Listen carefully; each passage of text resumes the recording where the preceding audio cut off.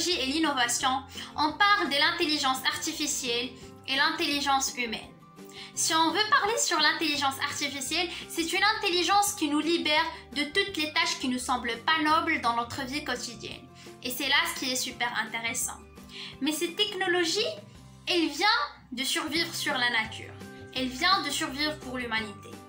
Par contre, l'intelligence humaine est survie depuis longtemps, depuis environ 7 millions d'années. Donc là, on peut dire que l'intelligence humaine dépasse l'intelligence artificielle.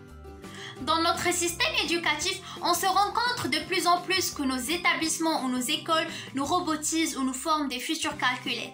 Ça va pas nous étonner parce que tout simplement nous sommes souvent censés faire des calculs mentaux, des additions, des multiplications, des dérivés, et c'est pour cela que la découverte des algorithmes avait un but fondamental et un principe fondamental, c'est de transformer les additions en multiplication et les multiplications en addition.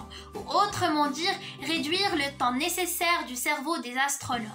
Alors là, les astronomes sont censés faire de tonnes de multiplications par jour selon une table logarithmique pour à la fin et du jour au lendemain réduire le temps du travail de 100 à 1000 fois. Alors là, on peut dire que béni soient les algorithmes, ils nous prolongent notre durée de vie. Et cette intelligence artificielle est un algorithme de demain. D'une autre phase, mais qui semble loin, c'est une intelligence artificielle forte, c'est-à-dire conscience d'elle-même, une conscience artificielle et qui finalement serait l'équivalent du cerveau humain dans sa plasticité, sa transversalité et sa capacité d'en réfléchir sur soi-même.